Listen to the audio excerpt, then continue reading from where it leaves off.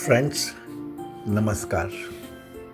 Open secret YouTube channel में आपका स्वागत है। मैं आपका दोस्त आशीष चांद। These days we are doing a joint study on Ashtavakra Gita.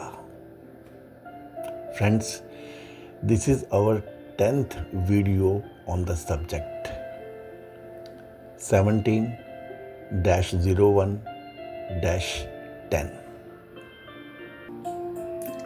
Janak unfolds. दोस्तों, अष्टावक्र गीता एक वार्तालाप है between two mature souls. One reached Ashtavakra and one about to reach Janak. Of mere 298 sutra in this scripture, 82 have been said by Janak and 216 by Ashtavakra.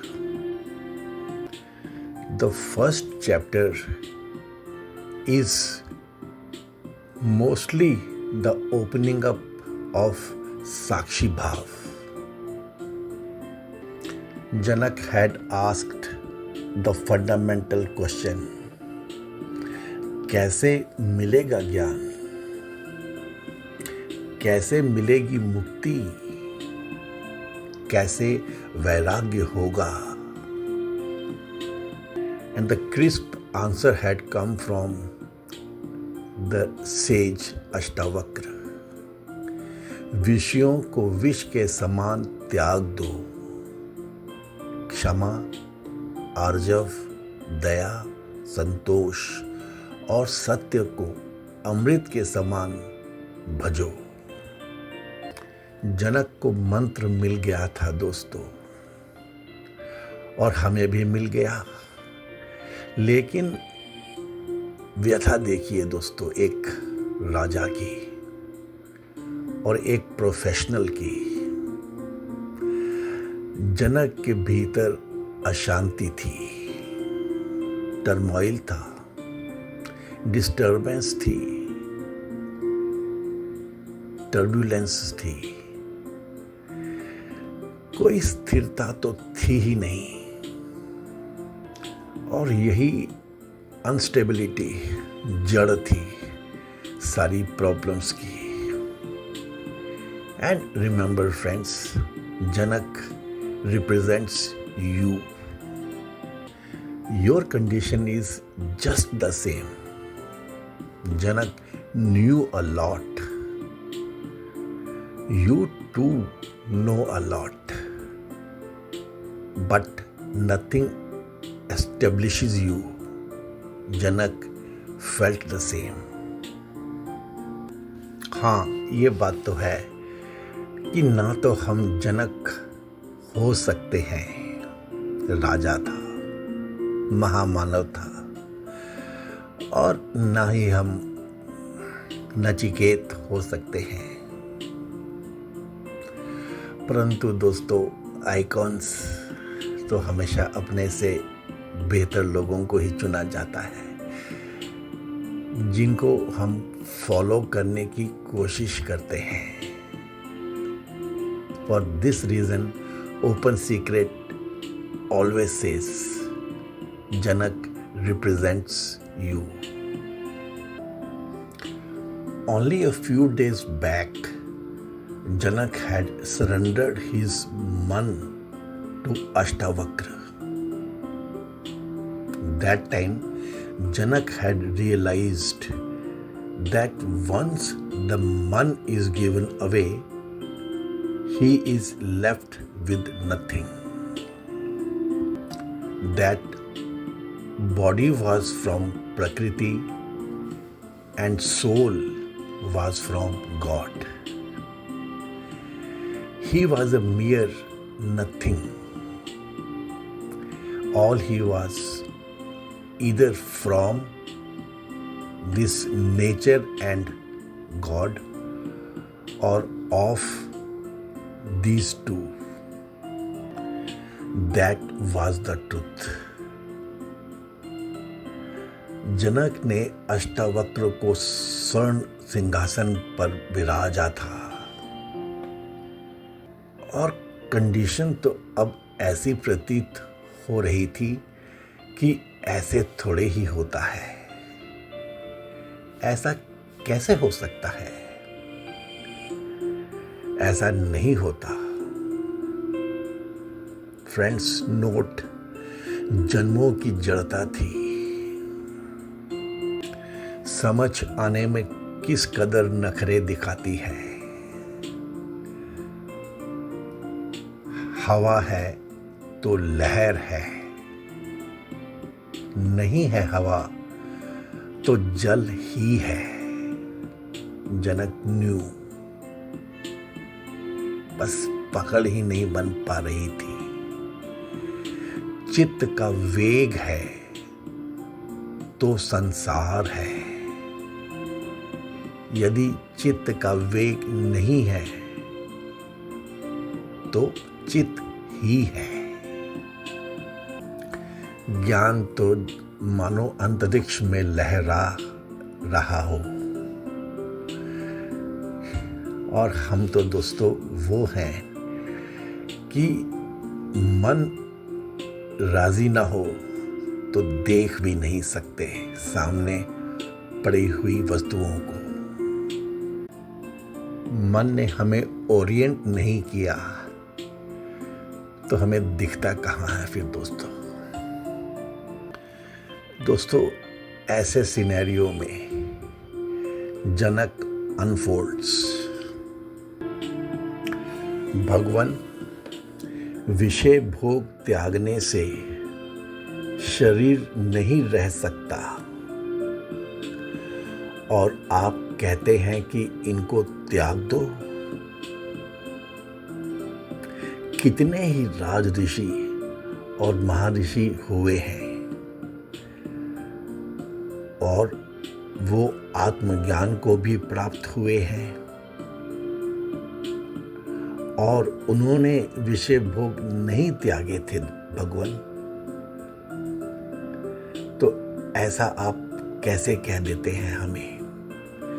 How do you ask me to sacrifice all objects? Ashtavakra ji replies, सत्य ही है आपका कहना, and स्वरूप से विषय भी नहीं त्यागे जाते हैं, परंतु इनमें जो अति आसक्ति है, जैसे यदि इनमें से किसी एक के अप्राप्त होने से चित्त की व्याकुलता होना और सदैव उसी में मन का लगा रहना, यह आसक्ति है और इस आसक्ति के त्याग का नाम ही विषयों का त्याग कहा गया है। और आगे जनक, जो भी प्रारब्ध भोग से प्राप्त हो उसी में संतुष्ट होना, लोलुप न होना और उनकी प्राप्ति के लिए असत्य भाषण आदि का न करना,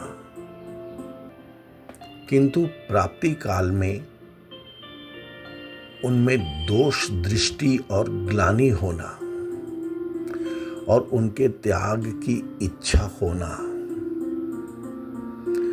और उनकी प्राप्ति के लिए किसी के आगे दीन ना होना, इसका नाम वैराग्य है। फ्रेंड्स, बहुत ही एक्सटेंडेड डेफिनेशन है ये, क्रिस्प तो है ही। जो कुछ आपको मिले उसको प्रारब्ध मानना एंड इमीडिएटली उसको वे करना कि is it required by you. ये है दोस्तों गेम। मैं तो ये कहता हूं दोस्तों कि even when you get your salary, the thought must prevail. It is a continual calculation of your requirements and you're not exceeding them. You must take all objects in right proportions at right time. Yes, you must enjoy their appropriation and be healthy. Health for the purpose of Swadhyay. Health for the ultimate purpose to attain Atma Gyan, Brahma Gyan, Tattva Gyan. पूरी game ही दोस्तों moderation की है। When Ashtavakra said, विष के समान त्याग दो, it simply means that जो ये विश है फ्रेंड्स, है तो ये नेचर का ही पार्ट, किसी क्वांटिटी में है ये विश। तो दोस्तों दवा को भी कहते हैं, चाहिए तो होती है, but then it never means कि आप उसकी ओवरडोज ले लो। This wish poison is also a man's requirement. Only its amount, proportion is the paramount question. Friends, Ashtavakra ने तो अपनी बात को ऐसे रखा है कि ये जो विषय भोग हैं, जब कभी भी आपको मिले तो उनमें दोष दृष्टि रखो, पैनी नजर भीतर ही भीतर। अष्टावक्र तो दोस्तों बहुत क्रिस्प बात कह देते हैं, ग्लानि रखो, उनमें त्याग की इच्छा रखो हमेशा। I don't require, do I really need, does it concern me, ऐसा कुछ दोस्तों। This is the sole way to grow. उनकी प्राप्ति के लिए do not bend down. Bowing is one thing, bending down, अपने प्रिंसिपल्स में झुक जाना, गिर जाना, ये मत करो। विषय भोग और विषयों की इम्पोर्टेंस उतनी ही है बस। So if you have that as your internal stature, आपकी इंटरनल प्रवृत्ति ही यदि वैसी है तो आप वैराग्यवान हैं। As you are professionally competent in your office works, so you should be competent in your internal work too. दोस्तों, गाथाएं सुनने में आती हैं, आपने भी सुनी होंगी। गुरु और शिष्य एक ही गांव से थे। 3 साल के बाद दोनों अपने गांव के ओर जा रहे थे। गुरु को अपने काम के कारण एक बड़ा सा हीरा मिला था इनाम में, लेके जा रहा था अपनी पत्नी को देने के लिए। साथ में शिष्य भी था।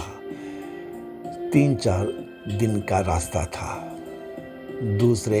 तीसरे दिन तक शिष्य को मालूम हो गया था कि कुछ तो है गुरु की पोटली में, जिसको वो बहुत ज़्यादा संभाल के रखे हुआ है। 3 दिन के बाद गुरु ने सुबह जरा अपने शिष्य से कहा, इसको ध्यान से देखना, मैं ज़रा हो के आता हूँ। गुरु के जाने पे शिष्य ने पोटली खोल के देखा तो उसमें हीरा दिखा। शिष्य ने वो हीरा फेंक दिया और उसी साइज का एक पत्थर पोटली में रख दिया। वापस आने के बाद दोनों गुरु शिष्य चल पड़े। कुछ ही समय के बाद गुरु ने टटोला और पाया ये तो पत्थर है, हीरा। शिष्य ने गुरु को देख के कहा, मैंने उसे फेंक दिया। दोस्तों, ये भीतर से वैराग्यवान होना। गुरु ने उसी पल कहा, तूने ठीक ही किया, मैं तो इसमें जाने क्यों अपना मन लगाए बैठा था। और दोस्तों, वो कहानी की दो फ्रेंड्स योगी थे, गुरुकुल में थे, शिष्य थे, अपने टूर्स पे चले हुए थे और शाम होते होते जिस घर में रुके उन्हें बाद में मालूम पड़ा कि वह घर तो एक वैश्या का था। उनमें से एक तो उसी समय वहां से निकल गया और दूसरा वहीं पे रुक गया। पूरे टूर के बाद जब वो वापस पहुंचे तो जो आगे निकल गया था उसने गुरु को बताया कि ऐसा हुआ था। गुरु ने कहा कि यह तो उस वैश्या के घर में रुक गया, चलो बात खत्म हुई। तू तो आज तक अपने मन में उसको लेके चल रहा है। ये बातें दोस्तों समझने वाली है। When it is said internally, जैसे क्षमा, दया आदि को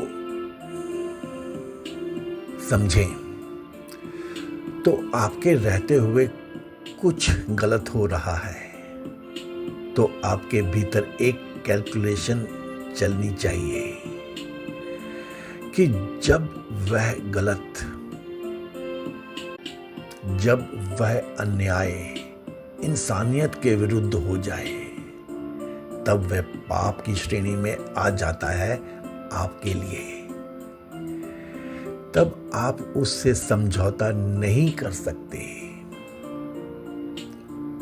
उसके अगेंस्ट आपका हर कर्म पुण्य कहलाएगा, तब वो पाप नहीं होगा।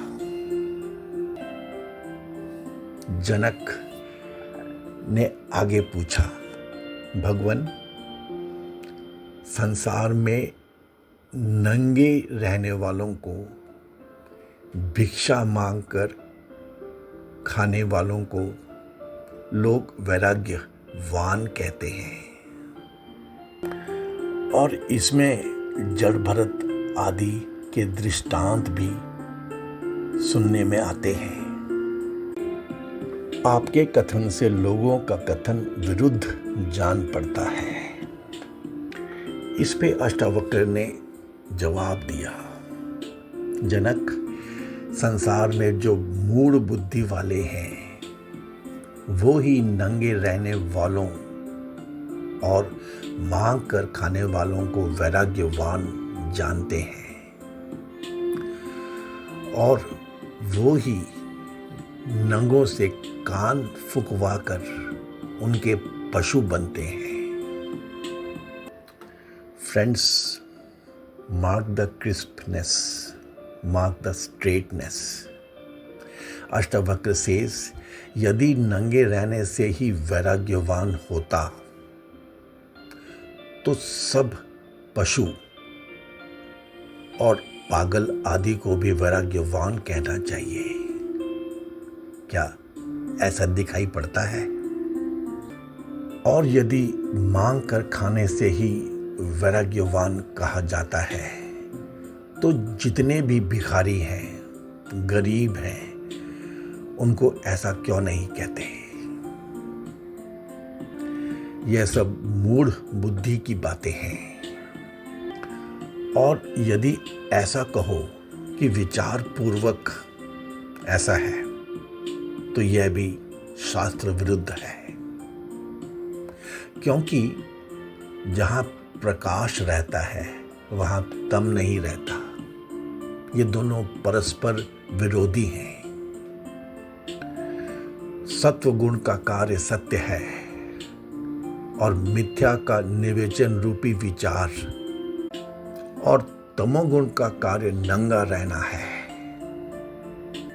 अब समझो, वर्ष दर वर्ष सब महीनों में नंगे रहने वालों के शरीर को कष्ट होता है। सर्दी के मौसम में सर्दी के मारे उनके होश बिगड़ जाते हैं, तो उनके हृदय में विचार भी उत्पन्न नहीं होते। और गर्मी में, बरसात में उन्हें मच्छर आदि कीट काट काट खाते हैं। इससे सदैव उनकी वृत्ति दुखाकार बनी रहती है। विचार का गंध मात्र भी नहीं रहता। और जनक, ऐसा भी समझो, यदि विद्वान ने आत्मा को जान लिया है कि यह आत्मा ब्रह्म मैं ही हूं, तब फिर वह किसकी इच्छा, किस कामना के लिए शरीर को तपावेगा? कभी नहीं करेगा वो ऐसा। और तभी तो शास्त्र में भी इसको तामसी तप बताया गया है। इससे यह जान लो कि नंगे रहने वाले का नाम वैराग्यवान नहीं है, और नंगे रहने का नाम वैराग्य नहीं है। बस मूर्खों को पशु बनाने के वास्ते नंगा रहना है। सत्य तो ऐसा है कि सकामी ही इस तरह का व्यवहार करता है, निष्कामी नहीं करता। और ये जो जड़ भरत आदि की बातें बताते हैं, उसमें तुम यह क्यों भूल जाते हो कि मृगी के बच्चे के साथ स्नेह से जड़ भरत को मृग के 3 जन्म लेने पड़े थे। इसी वास्ते वह संग दोष से डरते हुए असंग होकर रहते थे। जड़ भरत आदि खान पहरान आदि को त्याग करके कभी भी नहीं रहे। हाँ, वो पत्थर की तरह, लकड़ी की तरह जड़ होकर, संग से डरते हुए, उदासीन होकर रहे हैं। जनक, जब तक देह के साथ आत्मा का तादात्म्य अध्यास बना है, तब तक तो नंगा रहना दुख का और मूर्खता का ही कारण है। और जब अध्यास नहीं है, तब इसको नंगे रहने से दुख भी नहीं होता है। आत्मा के साक्षात्कार होने से जब मन उस महान ब्रह्मानंद में डूब जाता है, तब शरीर आदि के साथ अध्यास नहीं रहता, और ना विशेष करके संसार के पदार्थों का उस पुरुष को ज्ञान रहता है। जैसे मदिरा के साथ उन्मत्त शरीर को वस्त्र आदि की खबर नहीं रहती, वैसे ही जीवन मुक्त ज्ञानी को वृत्ति केवल आत्माकार की ही रहती है। उसे भी शरीर आदि की खबर नहीं रहती। ऐसी अवस्था होती है जीवन मुक्त की। मुमुक्षु की ऐसी अवस्था नहीं होती, क्योंकि मुमुक्षु की संसार के पदार्थों का जो ज्ञान है वो ज्यों का त्यों बना रहता है। संसार के पदार्थों में दोष दृष्टि और ग्लानि का नाम ही वैराग्य है। और छोटे पुरुषों के संग से डरकर महात्माओं का संग करने वाला क्षमा, कोमलता, दया और सत्य भाषण आदि गुणों को अमृतवत पान करने वाला, धारण करने वाला ही वैराग्यवान है और वही ज्ञान का अधिकारी है। दोस्तों, इस प्रकार जनक अपनी उलझनें सुलझाता रहा, प्रश्न पूछता रहा और अष्टावक्र उसे उत्तर देते रहे। फिर अष्टावक्र ने अपने उपदेश को विस्तार दे दिया।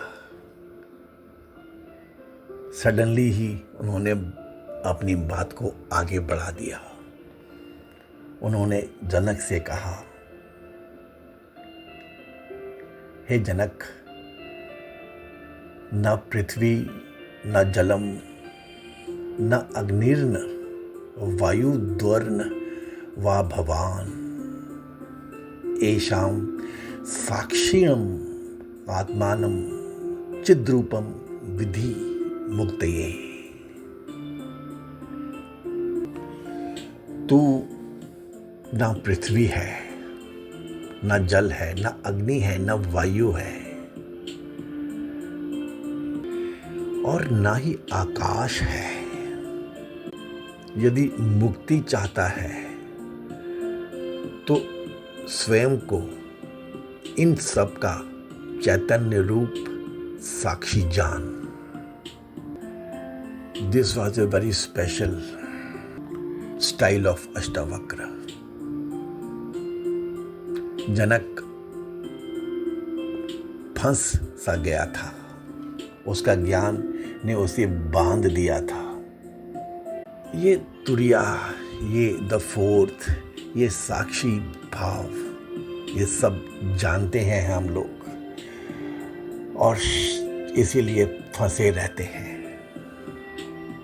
जनक वॉज प्रोपेल्ड। फ्रेंड्स, बात कंट्रोल्स की है ही नहीं,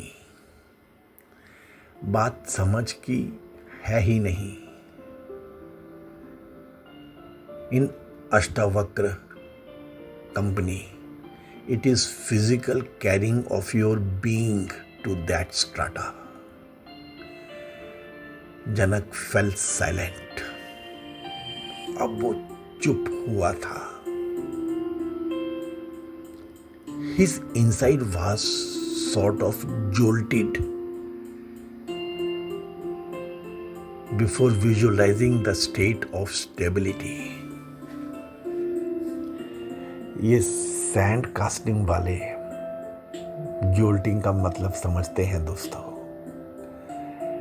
ये सैंड को स्टेबल करना, सो मच सो कि ये डाई का फॉर्म ले ले, पिघलते हुए लोहे को भी शेप दे दे, स्वयं में समा के। That is jolting, that is what Ashtavakra had conducted on Janak. और दोस्तों, यदि सिर्फ मेथड पे गौर करें, इसमें से अष्टावक्र को निकाल दें, then this method is equated with Patanjali's ध्यान। Be like a river bed or a river bank and watch the river flow। फिर वही बात कि स्टेबल हो जाओ, let the phenomena run across you, and then ध्यान is what? It is something like the river has jumped to meet the ocean. Now nothing can be done. The river is bound to become the ocean. Friends, in Samadhi, you meet. But in Samadhi, you also regress. You also retrace. You come back and you go back again. Ashtavakra Gita ऐसी कोई बात नहीं करता। You are carried there, you realize that you are already there. Ashtavakra's constant gaze was on Janak. Janak was on voyage to become Videha, a Veeragi. Ashtavakra Gita opens up all other sacred books in the world. अनूठा ग्रंथ है ये दोस्तों अब हम इस video को विराम देते हैं। अष्टावक्र जी ने एक फर्दरेंस डाल के जनक को स्तब्ध कर दिया है। ऐसी ही स्थिति दोस्तों हमारी भी है। I am pretty sure you would have liked the open secrets explanation of the Ashtavakra's गूढ़ Sutra. True friends, it is not possible to find another book on Brahma Gyan, Tattva Gyan. Never ever the discussions between two mature souls has been collated as Ashtavakra Gita. Please give this video a like. Please share it with your friends. Please subscribe to our channel and help us grow. Thanks friends. हे पूर्ण परमात्मा, पापों का कर खात्मा, विश्व बने धर्मात्मा, सब हैं तेरी आत्मा। May he bless us all. Thanks friends.